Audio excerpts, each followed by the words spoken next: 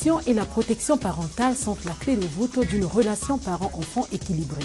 Mais cette complicité devient souvent délétère à l'âge de l'adolescence, étape cruciale de la croissance.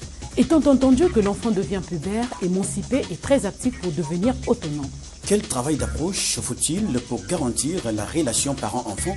Et quel effort peut-on exiger de l'un et de l'autre pour consolider ce lien sacré?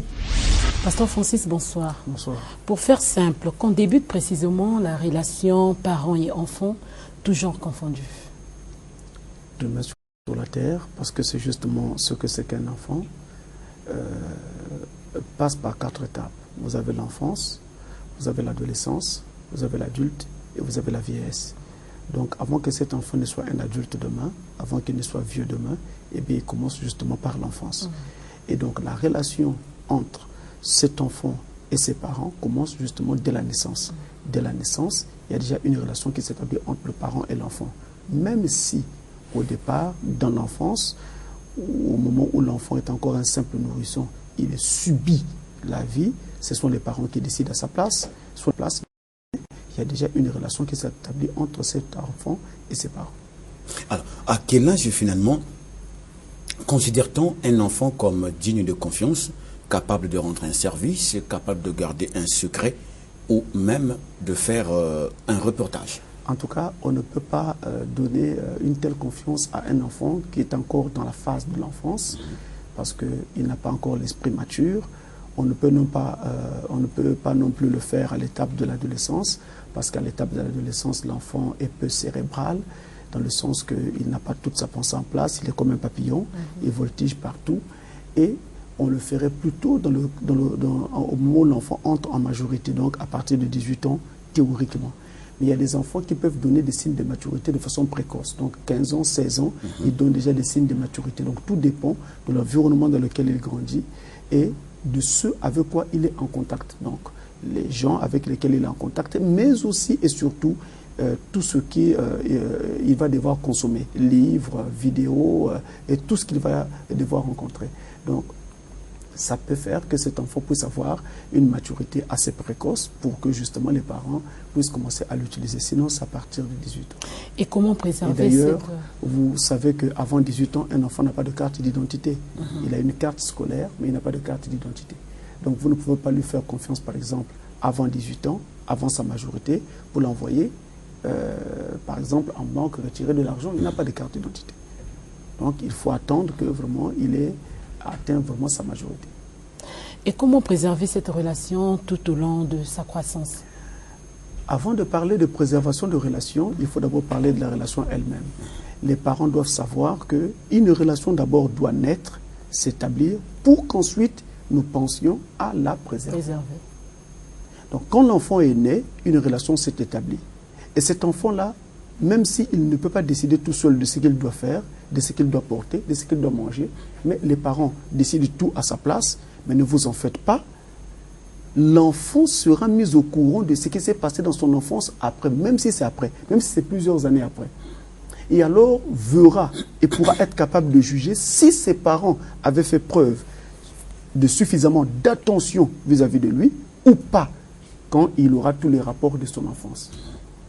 Et en ce moment-là, va s'établir un jugement au sein de l'enfant. Est-ce que j'ai un bon père? Est-ce que j'ai une bonne mère? Et quand il est tenté de sortir peu à peu de l'enfance, il commence déjà à se rendre compte de ce qu'il a subi. Si le traitement n'avait pas été le bon, il commence déjà à se rendre compte parce que le papa, en général, ou la maman, continue sur cette même lancée. Parce que c'est un enfant qui est venu accidentellement, il ne l'avait vraiment pas souhaité, ce qui est vraiment très malheureux, très déplorable. Alors on n'a pas suffisamment d'affection à placer sur cet enfant, on n'a pas suffisamment d'affection à dépenser pour cet enfant-là, et donc justement ça va se voir au fur et à mesure que l'enfant va grandir. Et donc si la relation a été plutôt bonne, l'enfant également en aura vent, sans omettre le fait que tout esprit bon qui se manifeste autour de quelqu'un par des actes de bonté, des actes de sollicitude, des actes d'attention, des actes vraiment de sécurité, des actes d'affection, eh bien, ça se propage. C'est comme une atmosphère qui se répand. Et l'enfant va le ressentir. Et d'ailleurs, je vais vous prendre un exemple simple. Voyez un petit bébé. quand quelqu'un se tient devant lui et fait des grimaces. L'enfant est apeuré. Il commence à pleurer parce qu'il se dit, ça, c'est quoi? J'ai jamais vu ça. Il commence à pleurer. Il pleure pourquoi? Parce qu'il perd toute confiance, il a peur de l'environnement présent parce qu'il se dit, on dirait qu'on va me faire du mal. Mais c'est celui qui s'approche de ce tout petit enfant, de ce bébé, montre un climat de paix, de douceur, un climat de joie, un climat de confiance, un climat d'amour qu'il est en train de projeter sur cet enfant, ça va se ressentir dans le jeune esprit de cet enfant. Il ne peut pas encore parler pour dire et décrire ce qu'il sent et ce qu'il vit et voit, mais il sent quelque chose. Ne vous trompez pas. Et alors, c'est ça l'atmosphère donc qui doit devoir accompagner l'enfant tout au long de sa vie. Alors, au départ, l'atmosphère que vous avez donc placée autour de cet enfant au début de sa vie, eh bien, généralement, c'est cette atmosphère qui va se poursuivre par la suite. En tout cas, on peut connaître des améliorations, mais l'élan sera le même en général que celui que nous avons eu au départ. Même quand il s'est agi d'une bonne atmosphère, par la suite, il y aura toujours un semblant, plutôt une certaine amélioration, mais ça sera toujours le même élan. Et quand ça a été mauvais au départ, on va le ressentir. Et les enfants, en général, le ressentent et le vivent. Parce que pour qu'il y ait un changement radical, il faut qu'il y ait une conversion du papa ou de la maman pour qu'il se rende compte de ses torts, pour qu'il se rende compte des mauvais traitements infligés à l'enfant et qu'il change alors radicalement en commençant par demander pardon à l'enfant pour tous les mauvais traitements infligés.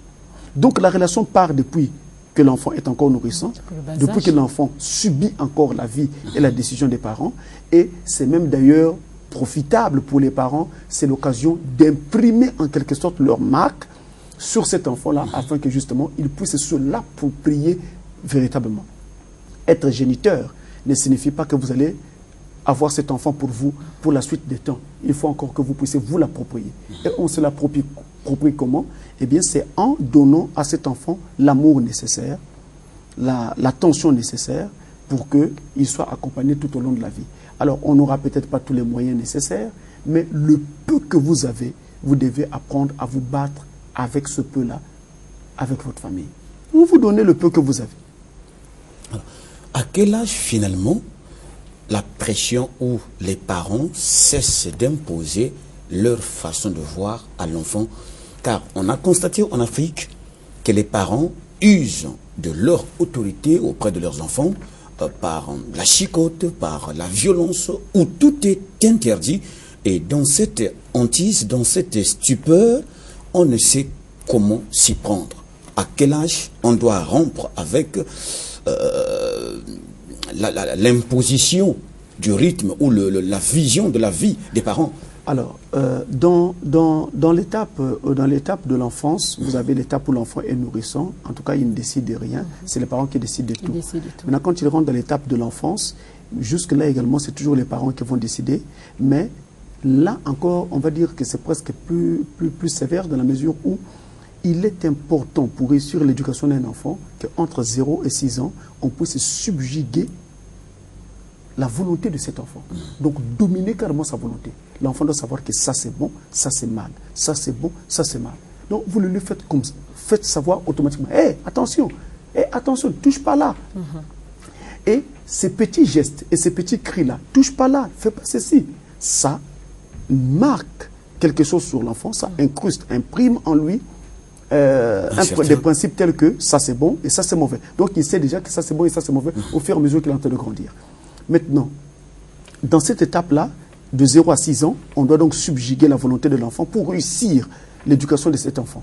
Si un parent rate l'éducation de son enfant entre 0 et 6 ans, c'est assez difficile de se rattraper. Ça sera un enfant très têtu. En tout cas, ça sera comme une sorte d'âne sauvage que vous allez être en train d'élever. Donc, il faut réussir cette étape. Ne ratez pas ça. Une fois passé cette étape de 0 à 6 ans, l'enfant est en contact avec le milieu extérieur comme la rue, l'école, les amis et tout le reste.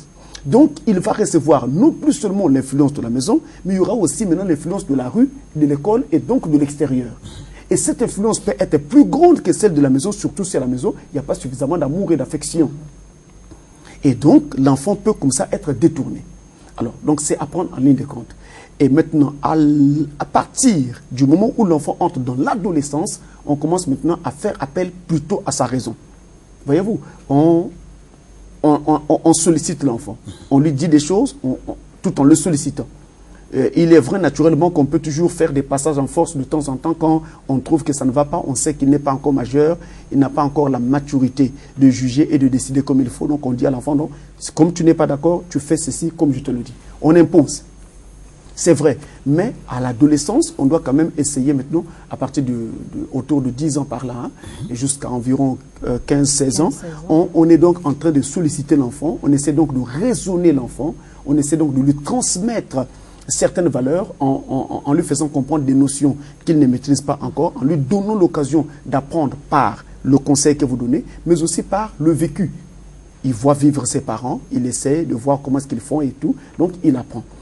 Et après, à partir naturellement de 18 ans, quand il rentre dans l'âge adulte, là, on ne peut plus rien lui imposer. Là, l'enfant doit maintenant faire ses propres choix dans la vie. Et vous, papa, vous restez plus que le conseil. Vous ne pouvez même plus taper. Vous conseillez, vous parlez avec l'enfant. En tout cas, là, c'est maintenant la bataille de la raison. Vous argumentez, l'enfant aussi argumente. Je ne parle pas de dispute où on s'est juré, non. Je parle d'échanges tout à fait paisibles et tout. Donc, vous argumentez, l'enfant aussi argumente. Donc, vous devez réussir à ce moment-là à convaincre votre enfant par la seule force de l'argument. La persuasion. Par la seule force de la persuasion, donc de la parole. Et si vous n'êtes pas capable de pouvoir persuader votre enfant, vous allez perdre complètement le contrôle sur cet enfant-là. À cette étape-là, il n'y a rien d'autre à faire. Voilà ce qu'il faut faire. Donc, quand vous imposez quelque chose à votre enfant à cet âge-là, l'enfant va prendre cela comme quelque chose d'injuste. Et vous verrez qu'il ne vous écoutera pas et il se mettra à faire comme il l'entend en cachette. Parce que justement, il est arrivé à un âge où il ne peut plus accepter de se voir comme ça, imposer des choses à faire. Il veut regarder le monde d'après sa propre conception maintenant. Donc ça prend en ligne de compte. Alors la connaissance des différentes étapes de la vie est importante pour pouvoir... Lorsque, au cours de la vie, vous avez donné naissance à un enfant et après vous avez eu une séparation, vu son âge, vu donc son enfance, vous, l'homme, vous ne pouvez pas prendre l'enfant, vous le laissez grandir donc auprès de la maman, justement arrivé à l'âge de 6 ans, vous n'avez même pas eu cette enfance, vous n'avez même pas communiqué ensemble avec l'enfant. L'enfant vous revient à vous, papa, à l'âge de 6 ans. Comment vous, parents, procéderez-vous à fondre son éducation qu'il a reçue loin de vous pour effectivement avoir une relation particulière avec le nouveau? Là, il faut dire la chose en toute vérité. Ah non, c'est parce que il n'y a pas de recette miracle. Là, honnêtement, c'est vraiment difficile. Si les parents qui ont élevé cet enfant-là où il était, sa maman, ça peut être même parfois une grand-mère, et tout le reste, n'ont pas vraiment su le gérer pendant cette phase-là, je peux vous dire que c'est quasiment raté. Et d'ailleurs, regardez ce monde dans la société, vous allez voir qu'on a beaucoup de problèmes avec les enfants qui ont grandi dans divers milieux comme ça. Ça causait beaucoup de problèmes dans leur vie. Et alors, quand on arrive à l'étape mariage, ces enfants-là ont comme ça dans leur vie un enregistrement de tout le vécu de leur enfance. Et souvent, ça réjaillit dans l'âge adulte et dans le mariage, et ça commence à causer préjudice à la vie commune même, parce que l'enfant a eu beaucoup de ratés pendant son enfance. C'est vraiment très difficile. Vous pouvez voir une jeune fille très belle comme il n'y en a pas. Mais quant à la constitution intérieure, elle est complètement vide. C'est comme si vous aviez affaire à un tronc d'arbre, mais dont l'intérieur est déjà rongé. C'est aussi l'occasion de dire aux gens également, quand on se lance dans les mariages, que la beauté ne suffit pas.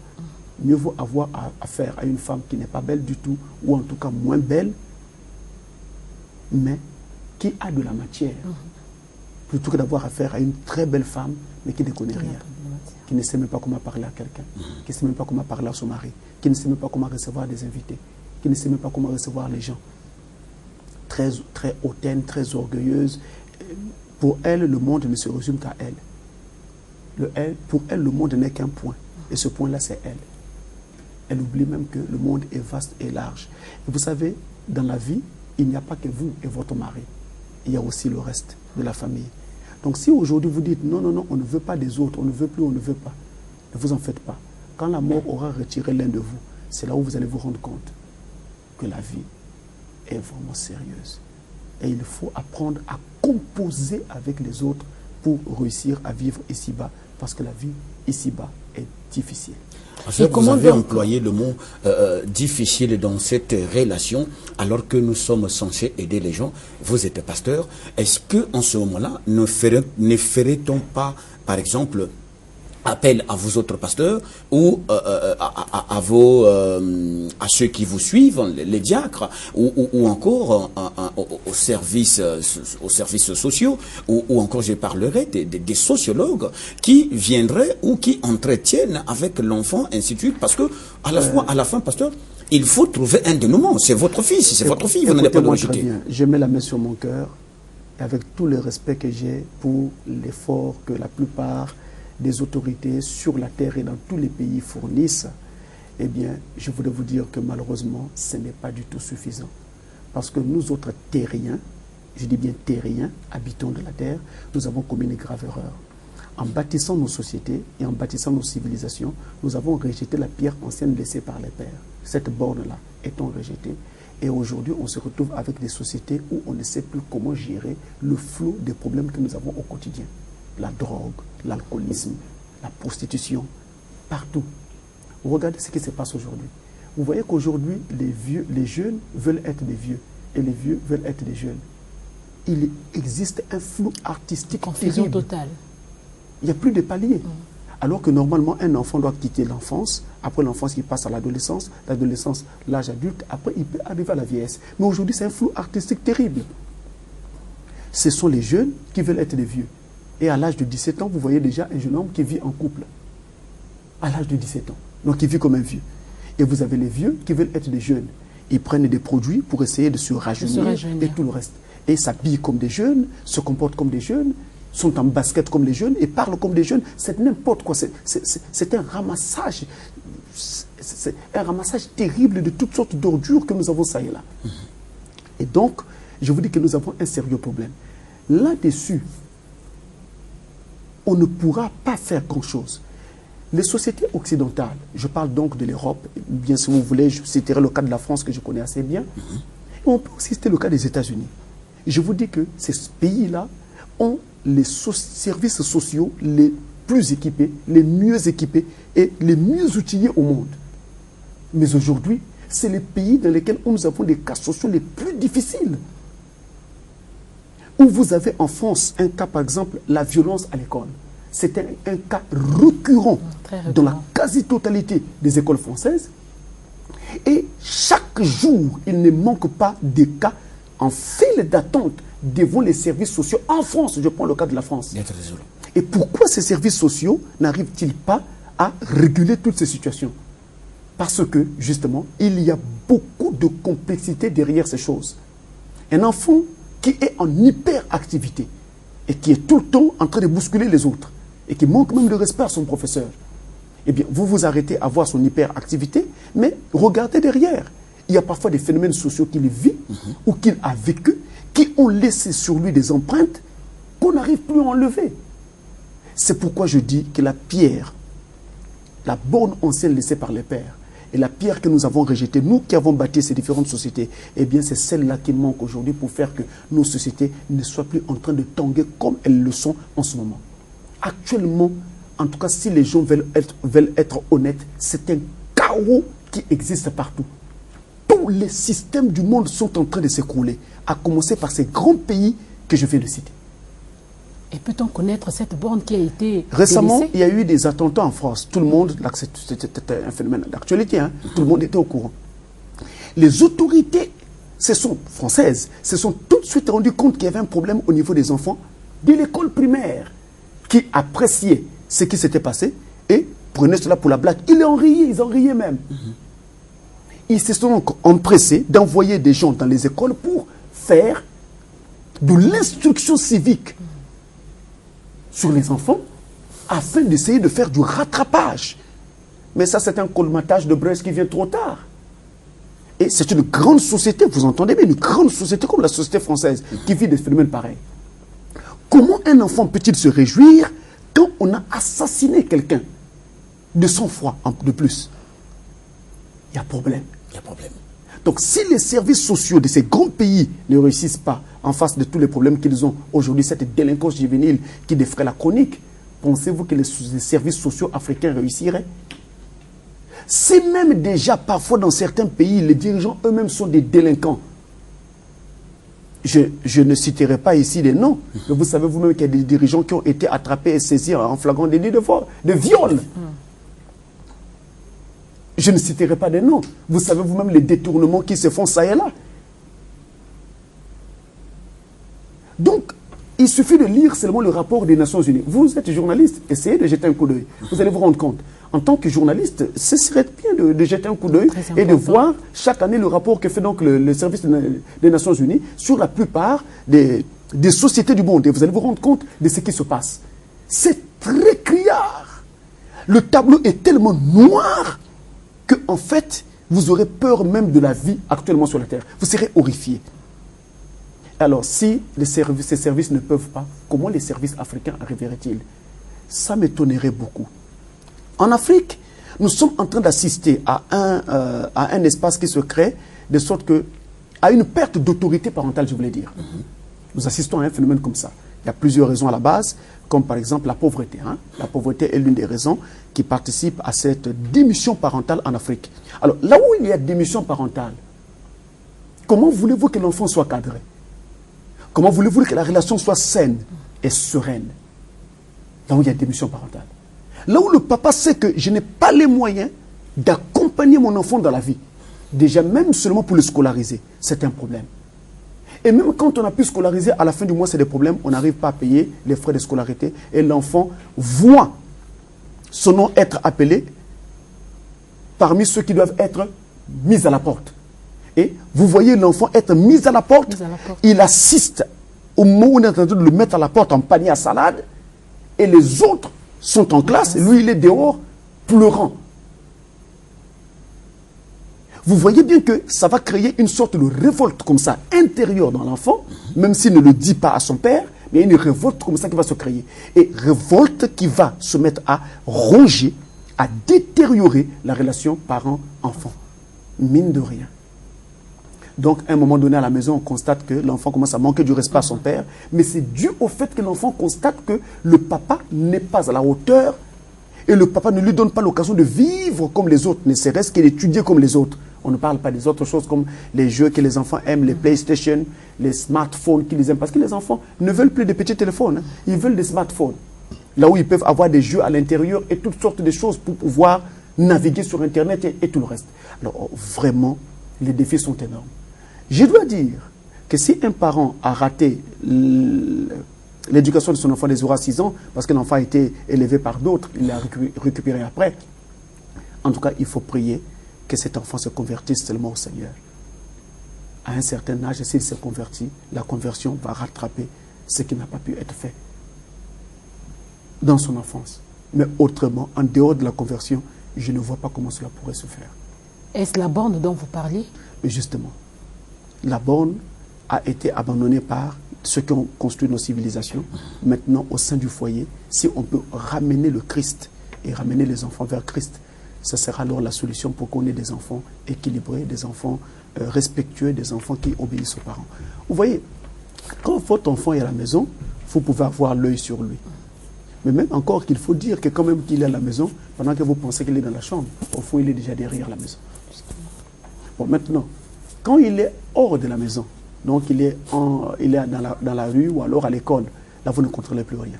Parce que l'enfant peut fuir un cours et se retrouver chez un copain ou chez une copine. C'est très courant. Et il y a beaucoup de choses qui peuvent se faire. Mais l'enfant n'est pas en classe, pendant que vous pensez que l'enfant est en classe. Certaines écoles ont instauré des systèmes de cahiers de liaison pour essayer de rendre compte aux parents si l'enfant est toujours en classe ou pas. Mais ça ne fonctionne pas toujours. Pour preuve, vous pouvez passer toute une année sans avoir un seul cahier de liaison à remplir. Non, il n'y en a plus. Parce que quelque part, à la fin, les enfants, plutôt les écoles se rendent compte que c'est vrai, elles veulent bien faire, mais il y a l'autre côté, le social, l'argent, le financier. Parce que cet enfant-là est un contribuable pour cette école-là. Et donc, si on fait un peu trop de dur, l'enfant peut amener des rapports comme quoi papa, l'école là, mais tiens, ça ne va pas, je suis mal encadré, je me sens mal. Il peut amener toutes sortes de rapports et finalement, l'enfant est retiré de cet établissement, sans compter tous les autres aspects. Je me rappelle une fois, j'avais quelqu'un que j'avais scolarisé, ce n'était pas un enfant, c'était quelqu'un d'autre, et je voulais aller vérifier quand même pour voir si l'enfant allait à l'école. Parce que par mois, on payait assez cher. J'arrive à l'établissement, je demande comment l'enfant, tout ça. Eh bien, ils m'ont dit que non, l'enfant était là. Mais pendant que j'avais déjà l'information que l'enfant ne se rendait pas à l'école. Mais pourquoi m'ont-ils dit que l'enfant était là? Parce que s'ils m'avaient dit que l'enfant ne venait plus, j'arrêtais de payer. Et donc, l'école arrêtait de recevoir de l'argent. Donc, ils étaient obligés de tromper pour que justement l'argent continue à être versé. Mais en tant que moi, tu gagnes quoi? Moi, le parent, je gagne quoi? Vous voyez? Alors, tout à l'heure, révérend, vous avez épinglé quelques problèmes comme ça qui jaillissent au cours de la vie d'un enfant. Vous avez épinglé par exemple la prostitution, vous avez épinglé par exemple la drogue, vous avez épinglé l'alcool. Ainsi, tels sont des sujets qui sont aussi difficiles à aborder avec les enfants. Comment s'entretenir? Comment avoir un dialogue avec son fils ou avec sa fille autour de la drogue et de l'alcool? En fait, en général, dans nos couples et dans nos maisons, les affaires se règlent dès qu'il y a un constat négatif. Alors, en ce moment-là, on fait asseoir l'enfant et on lui parle. Mais l'erreur que nous commettons, c'est que souvent quand on parle, c'est toujours par des blâmes. Alors qu'en réalité, on n'est pas toujours obligé de crier, de blâmer, de taper pour arranger quelque chose ou corriger quelque chose. Donc, même si on doit parler au moment où il y a eu le constat négatif, mais nous devons ajuster notre façon de parler et user de beaucoup de sagesse. Parce que c'est par la sagesse qu'on gagne les âmes. C'est par la force du raisonnement qu'on persuade les gens. Et votre enfant qui se livre à l'alcool ou à la drogue, ce n'est pas un petit enfant de 8 ans. Il a déjà un certain âge. Donc vous voyez, il a besoin d'être persuadé que cette voie est la mauvaise. Et alors vous devez lui montrer tous les désavantages de l'alcool, les désavantages de ces différentes choses nocives. Maintenant, il y a encore mieux si nous pouvons faire de la prévention au lieu d'attendre qu'il y ait seulement un constat négatif pour parler. La prévention alors se ferait surtout dans les foyers chrétiens au moment des réunions de prière. Quand vous avez votre réunion de prière en famille, dès que le papa en ressent le poids sur son cœur, il donne une petite exhortation sur tel ou tel sujet, tel ou tel point, et ensuite il passe à la prière. Il y a aussi la vie de tous les jours, au quotidien. Quand on parle, un sujet comme ça peut passer, on a vu ça à l'écran, ou alors au détour d'une causerie, un mot est sorti et on saisit la balle au bon pour alors apporter l'information. Il ne suffit pas seulement de dire non c'est mauvais, non c'est mauvais. Il faut apporter l'information. Et c'est ce qu'en Afrique souvent on ne fait pas. On s'évertue à crier au scandale, à décrier quelque chose, mais sans apporter l'information. Apportons l'information. Apportons l'information. C'est sur les mots du pasteur Francis Tinuna que nous mettons un terme à la première partie de notre entretien qui a porté sur la relation parent-enfant. À très bientôt pour la suite. Au revoir.